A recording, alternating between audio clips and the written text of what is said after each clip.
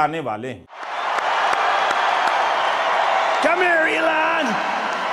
Did you see his rocket yesterday? It was captured. And X is with him. X.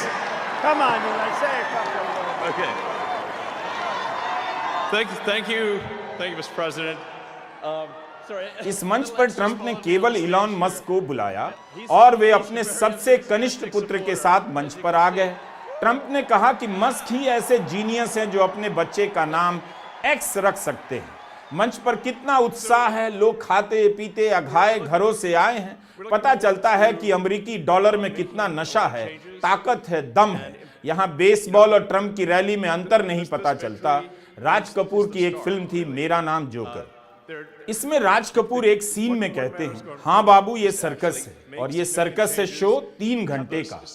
पहला घंटा बचपन है, दूसरा जवानी और तीसरा बुढ़ापा, और उसके बाद माँ नहीं, बाप नहीं, बेटा नहीं, बेटी नहीं, तू नहीं, मैं नहीं, ये नहीं, वो नहीं, कुछ भी नहीं रहता है जो कुछ वो खाली खाली कुर्सियां हैं, खाली खाली तंबू हैं, खाली खाली घेरा है, बिना चिड़िया का बसेरा है। सत्ता के इस सर्कस में क्या सच है क्या झूठ है, फिलहाल तो इस लोड को अमेरिकी जनता संभाले। मस्क बिजनेसमैन नहीं है, अमेरिकी स्टेट हैं और उसका हिस्सा है। वैसे भी मस्क के स्वागत में भारत के किसी भी मंत्री ने कभी कोई कमी नहीं की, लेकिन इस मस्क से कहना, इस रूप वाले मस्क से कहना कि विरोधी नेता और पत्रकारों के ट्वीट डिलीट कर दीजिए, एल्गोरिदम जरा फिक्स कर दीजिए, एक तरह से सीधा ट्रंप से भी कहना हो जाएगा। मस्क ने अभी अमेरिका के साथ साथ यूरोप को ग्रेट बनाने का ठेका लिया है। क्या पता आप अमेरिका के भावी राष्ट्रपति को भी इसी मंच पर देख रहे हों, लेकिन अभी से ही मस्क मालिक बनकर दुनिया को हड़काने लगे हैं। 4 साल में क्या क्या गुल खिलाएंगे, देखना होगा। We're looking forward to making a lot of changes, and you know this victory is the start, really. What matters going forward is to actually make significant changes, cement those changes, and set the foundation for America to be strong for a century, for centuries, forever. So,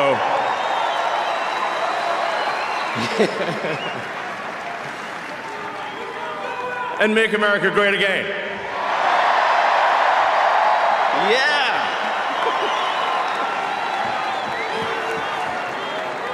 So, So anyway, we're gonna do great things here. जो आ रहा है वही कह रहा है कि America को फिर से ग्रेट बनाना है। इतना ग्रेट हो रहा है कि ग्रेटनेस से घबराहट होने लगी है।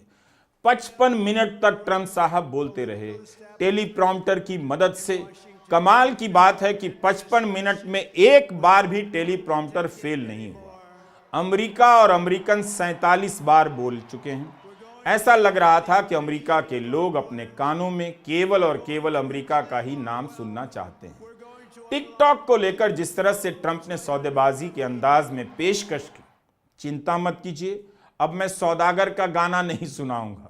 लेकिन सोचिए, भारत के प्रधानमंत्री मोदी ने टिकटॉक को बंद ही कर दिया। ट्रंप टिकटॉक में 50% की डील मांग रहे हैं। अमेरिका को फिर से ग्रेट बनाने वाले ट्रंप साहब चीन के टिकटॉक में हिस्सेदारी मांग रहे हैं। तो क्या यही प्लान है अमेरिका को ग्रेट बनाने का? या तो अधिग्रहण स्वीकार करो या बहिर्गमन को गले लगा लो। But I said we need to save TikTok because we're talking about a tremendous. Who in this audience goes with TikTok? Many? Yeah, very popular. And frankly, we have no choice. We have to save it. A lot of jobs. We don't want to give our business to China. We don't want to give our business to other people. And I said, you know, TikTok without my approval, meaning the president's approval, because Congress gave the president the right to make a deal, do whatever he wants. And they did that a long time ago when they had a different president. They didn't know that I was going to be the president, I guess. So I said very simply, a joint venture. So if TikTok is worth nothing, zero, without an approval, you know, if you don't approve, they're out of business, they're worth nothing. if you do approve, they're worth like $1 trillion. They're worth some crazy number. So I said, I'll approve, but let the United States of America own 50% of TikTok. I'm approving on behalf of the United States. So they'll have a partner, the United States, and they'll have a lot of bidders, and the United States will do what we call a joint venture. And there's no risk. We're not putting up any money. All we're doing is giving them the approval, without which they don't have anything. So I don't know. It sounds like that works. What do you think? Good? Think so.